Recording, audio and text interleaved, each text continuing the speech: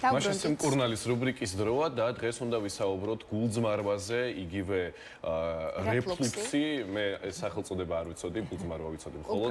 მოკლედ, ბევრს აწუხებს ეს პრობლემა სამწუხაროდ საქართველოში, მით უფრო იმის გათვალისწინებით, რომ ჩვენ ძალიან გვიყვარს ცხიმიანი საკვები, ჩვენ სამზარეულოში კი ნამდვილად არის წარმოდგენილი საკმაოდ ჭარბად, ესეთი მავნე შეიძლება ითქვას ჩვენი კუჭმოწყალისთვის პროდუქცია და ამაზე სასაუბროდ შემოგვიერთდება ფარმაცევტული კომპანია GM Pharma-ს პროდუქციის მენეჯერი თამარ ნანობაშვილი. მოგესალმებით თამარ.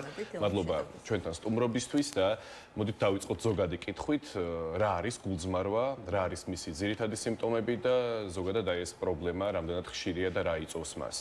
კი ბატონო, კიდევ ერთხელ მოგესალმებით. ნამდვილად ძალიან ხშირი პრობლემაა გულძმარვა და თქვენ სწორად შენიშნეთ, რომ გულძმარვა უფრო გავრცელებული ტერმინია ვიდრე რეფლუქსი, თუმცა სამედიცინო ტერმინოლოგიით ამას მოიხსენიებენ მეორენაირად რეფლუქსის სახელწოდებით. რა არის გულძმარვა და რეფლუქსი? ეს არის მდგომარეობა, როცა კუჭის შიგთავსი უკუამოედინება საყლაპავში, ესე ვთქვათ, და მოგეხსენებათ, რომ კუჭის შიგთავსი არის მარილმჟავაშემცველი, ანუ საკმაოდ მაღალი მჟავიანობის მქონე წვენია კუჭის წვენი და აქედან გამომდინარე ის იძლევა ისეთ გამოხატულ სიმპტომებს, როგორიც არის წვა, გულძმარვის შეგრძნება, სიმჟავის შეგრძნება, მკერდის ძვლის უკან სიმხურვალის შეგრძნება. შეიძლება პაციენტი აღნიშნავდეს ასევე მჟავე გემოს პირშიც, ანუ აი ეს ყველაფერი არის გულძმარვის სიმპტომები. სიხშირეზე თუ ვისაუბრებთ, ზოგადად კუჭნაწლავის ტრაქტის სიმპტომებს შორის ერთ-ერთი ყველაზე ხშირი სიმპტომი გახლავთ გულძმარვა. ეს მსოფლიოშიც ასეა და საქართველოს ნამდვილად არ არის გამონაკლისი. მით უმეტეს რომ დაგეთანხმებით ჩვენი კვების რაციონი, ქართული ტრადიციული კერძები ნამდვილად შეიძლება ჩაითვალოს გარკვეულწილად აი ამ პრობლემის მაპროვოცირებელ, ესე ვთქვათ, საკვებად. სწორედ ამას შეეხება ჩემი მეორე კითხვა.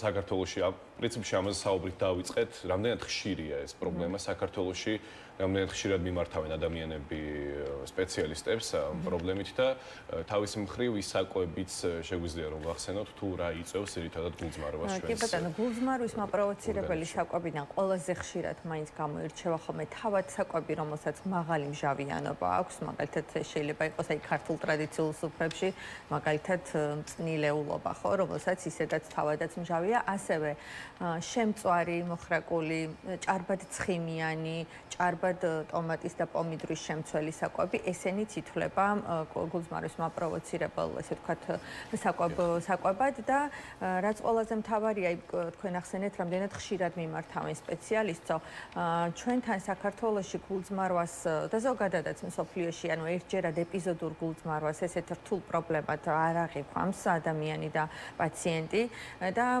თავდაპირველად ცდილობს ხოლმე თვითმკურნალობას მიმართოს, იქ გარკვეული მედიკამენტებით, ხალხური მეთოდებით, სახალხო მეთოდებით და ასე შემდეგ. უბრალოდ უნდა გვახსოვდეს, რომ თუ ეს პრობლემა გახანგრძლივდა და გახშირდა, აუცილებელი არის, რა თქმა უნდა, სპეციალისტთან. აი, თუ არის კონკრეტული სიმპტომები, როდესაც უნდა მიხვდეს ადამიანი, რომ ეს ერთჯერადი არ არის და უკვე შეიძლება ითქვას, რომ ამ სისტემებთან არის დაკავშირებული ან კონკრეტული პროდუქტი შესაძლოა მისთვის იყოს უფრო მეტად, ესე რომ ვთქვათ, მისი ორგანიზმისთვის გამაღიზიანებელი, ვიდრე შეიძლება სხვისთვის, მაგრამ აი ეს რა არის კონკრეტული სიმპტომი? აი, კონკრეტული სიმპტომები, რაც დასაწყისში ვახსენეთ, გულძმარვას, მჟავიანობის, სიმხურვალის, წვის შეგრძნება, საყლაპავის მიდამოში, ეს არის ძირითადი სიმპტომები. უბრალოდ აქ მნიშვნელოვანი არის სიხშირე, რა სიხშირით ვლინდება.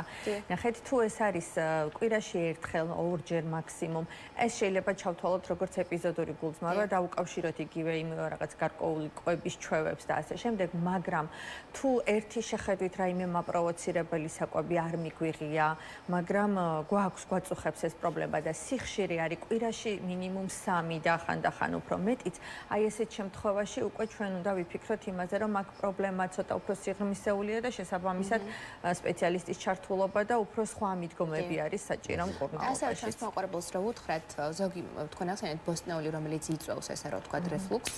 რეფლუქსი შეიძლება დავაფუძნოთ და გავავრცელოთ კონკრეტ იგივე გულძმარვას. მაგალითად ბოლოკი ხო, თითქმის ყველა ადამიანის შემთხვევაში მოქმედებს მსგავსი ეფექტით.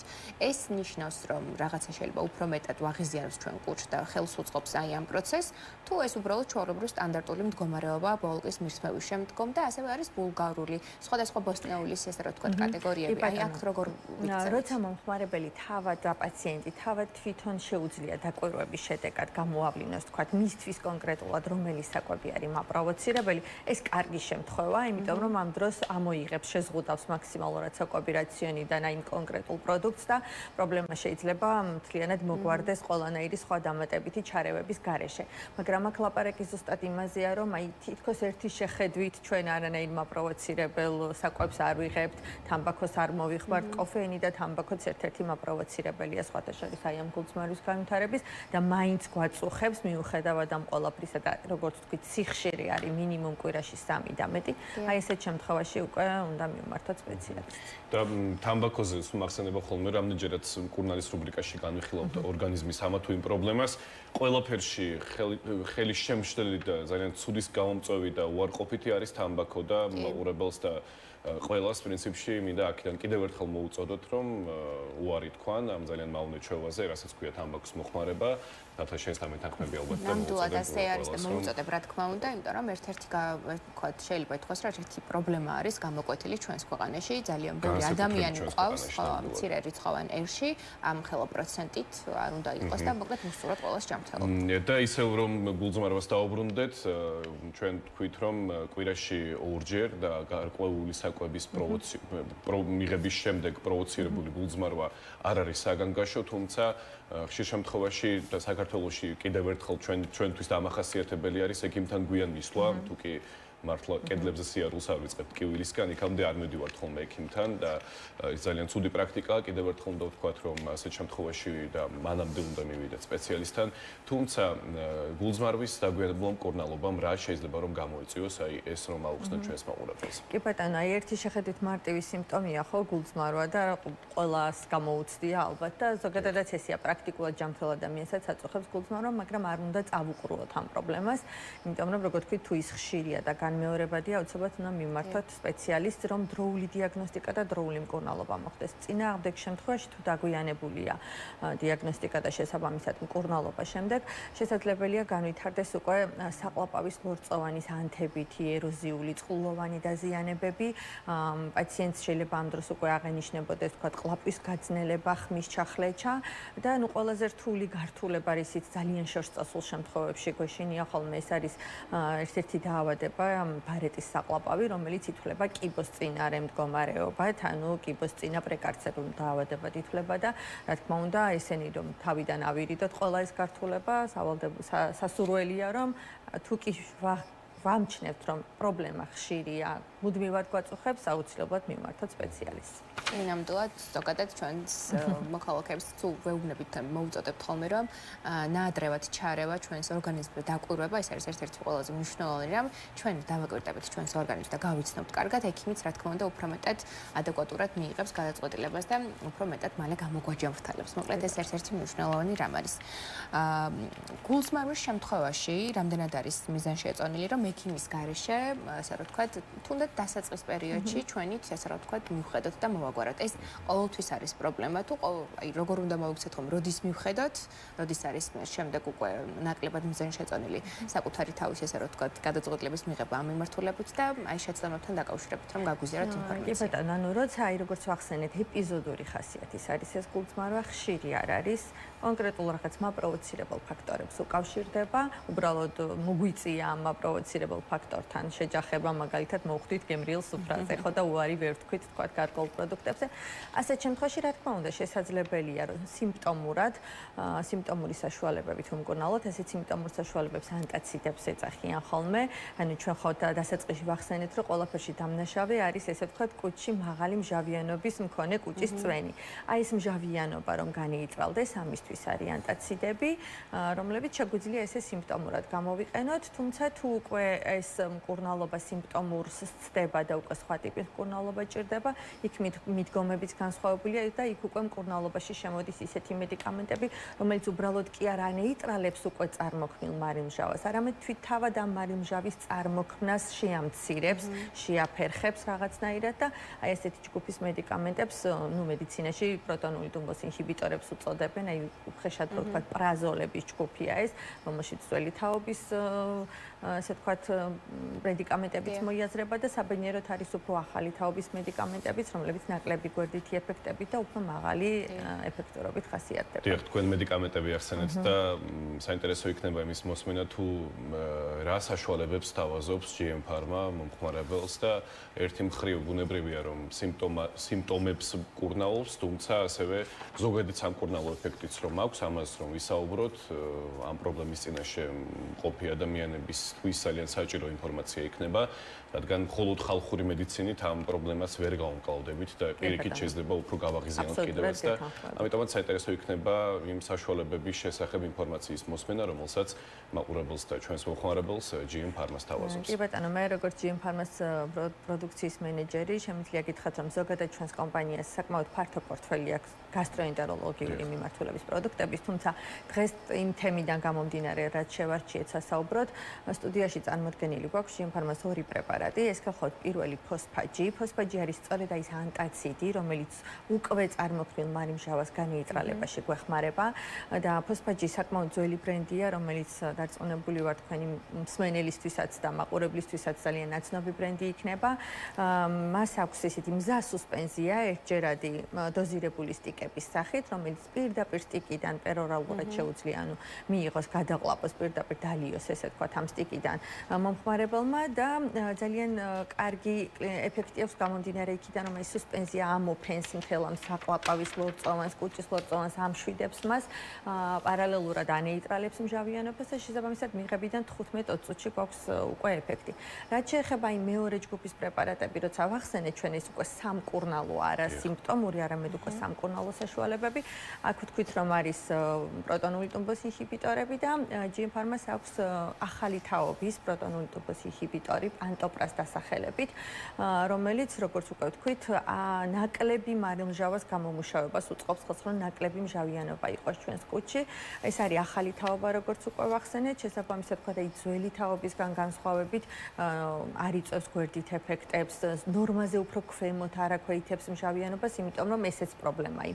მომატებული მჟავიანობა ცალკე პრობლემაა, მაგრამ ნორმაზე უფრო ქვემოთ დაქვეითებული მჟავიანობაც პრობლემაა და პანტოპრას ეს თვისება და ეს უნარი არ აქვს, ესე ვთქვათ, ნორმის ფარგლებში ინარჩუნებს მჟავიანობას და ერთსაც ვიტყვი აუცილებლად უნდა ვთქვა, იმიტომ რომ ეს საჭირო ინფორმაცია თქვენი მაყურებლისთვის PSP საბჭია ქოქსელში ამ პრეპარატებზე განსაკუთრებით პანტოპრაზე უნდა გავამახვილო ყურადღება, სპეციალური ფასდაკლება მოქმედებს, ძალიან ბიუჯეტურ ფასად შეიძენენ მას PSP საბჭია ქოქსელში მომხმარებელი და მინდა რომ ეს იცოდეს თქვენმა მაყურებელმაც. ძალიან კარგი სასიხარულოა, რომ ხელმისაწვდომ ფასად შეუძლიათ მათ შეიძინონ და ასევე მაინტერესებს ბავშვების შემთხვევაში თუ არის ხშირად ეს პრობლემა და ზოგადად ჩვენი ქვეყნის ესე რა ვთქვათ მასშტაბით რომ რაღაც კვლევა თუ არსებობს დაახლოებით რამდენ პროცენტს აწუხებს ეს პრობლემა. რამდენად ხშირია ზოგადად ეს მომარცვიანობა? ნახეთ კონკრეტულად გულწმარვის მიმართულებით სტატისტიკას მე დღეს ვერ გეტყვით, მაგრამ კუჭ-ნაწლავის ტრაქტის პათოლოგიებით მოზრდილი პაციენტების სტატისტიკა ვიცი, რომ დაახლოებით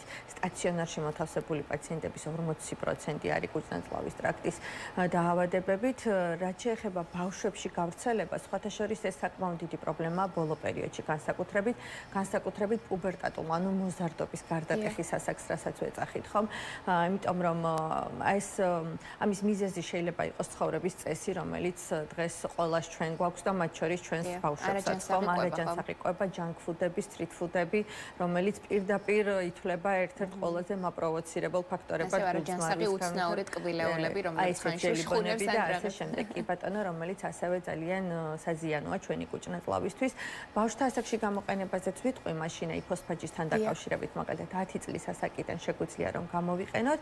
ოღონდ თუ კი მოზრდილის დოზა არის ერთჯერადად მისაღები დოზა, ერთი სრული პაკეტი, 10 წლიდან ნახევარი პაკეტია 12 წლამდე, 12 წლის გამოთ უკვე ჩვეულებრივ მოზრდილის დოზა, ანუ მთლიანი პაკეტი შეუძლია რომ. ეს ძალიან მნიშვნელოვანი, იმდენად უსაფრთხო პროდუქტი არის, რომ შეიძლება ბავშვების შემთხვევაში და მოზარდობის შემთხვევაშიც და რა თქმა უნდა, ორსულობის შემთხვევაში, სხვათა შორის, იმიტომ რომ ორსულობა და ლაქტაციის პერიოდით გამოირჩევა ხოლმე აი ამ მჟავიანობის მომატებით და გულწმარვის სიმპტომების. ამ შემთხვევაშიც პრობლემა შეიძლება რომ და ბოლოს ძალიან ცოტა დრო გვაქვს დარჩენილი თქვენი ძირითადი და მთავარი რჩევა რა იქნება მაყურებელთან კონკრეტულად ამ თემაზე საუბრობთ და ამ თემიდან გამომდინარე თქვენი რეკომენდაცია, თქვენი რჩევა თუგნებაოდ უშუალოდ ამ მედიკამენტებს რაც უკავშირდება ისიც და ამ პრობლემასთან დაკავშირებით. ამ პრობლემასთან დაკავშირებით ყველაზე მთავარი და ესეთი საბაზისო რჩევა რა თქმა უნდა იქნება კვების რაციონის და კვების რეჟიმის მოწესრიგება. ანუ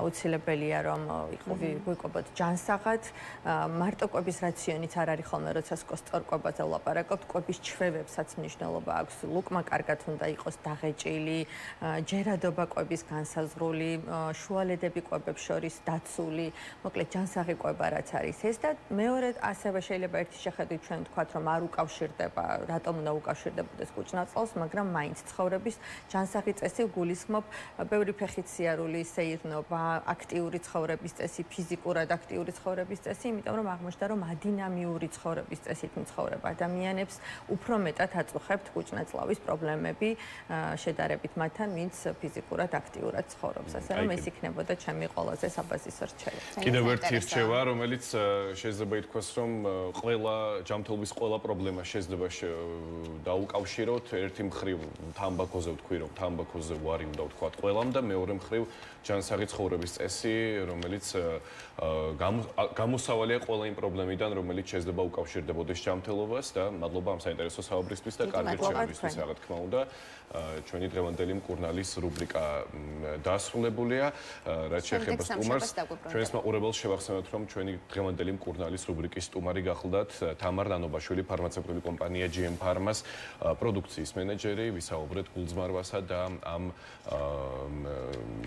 უსიამოვნო პრობლემასთან დაკავშირებით არსებულ სიმპტომებსა და ასევე სიმპტომების გარდა მისი მოგვარების გზებზეც, რომელიც აი აქაც გვაქვს წარმოდგენილი. მოკლედ ესეთი იყო მკურნალის რუბრიკა, რომელსაც ერთი კვირით ვემშვიდობებით.